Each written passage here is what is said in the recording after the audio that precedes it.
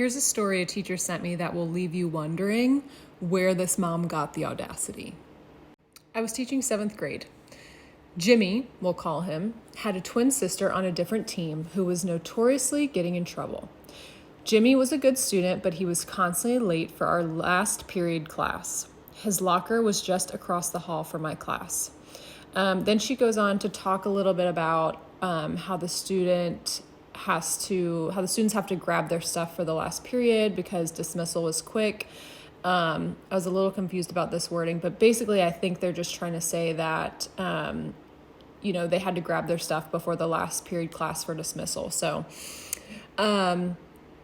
she goes on to say, at Christmas break, I'd be leaving for my maternity leave.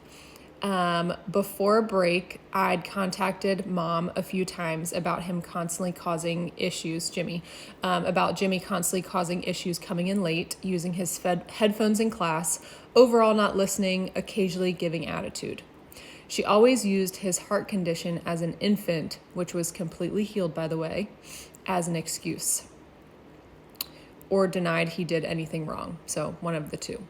And I get it. People have medical issues, they have disabilities, there's things that prohibit them from doing certain things. And I am 100% understanding of those things, but I think he can take his headphones out.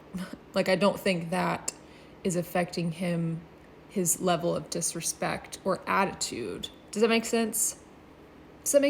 Okay, moving on. The mom would respond to my email saying, if this was about his sister, I could believe it, but not him. He's a good boy. Flash forward to February after I returned from maternity leave. He's back to his old ways, of course.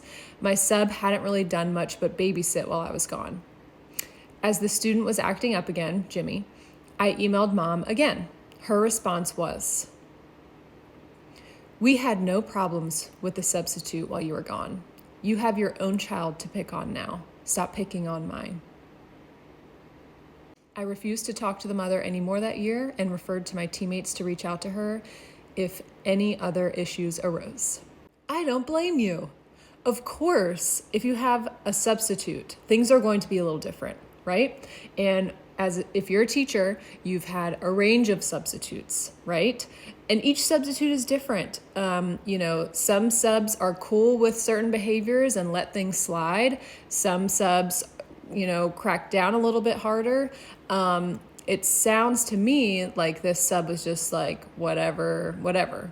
And so, of course, the sub, if that's their style, that child's not going to have any problems while the sub is there, right? So that doesn't really make sense for her to say that, And to be clear, this is not a shot at substitute teachers. We love you. We need you. You're the best.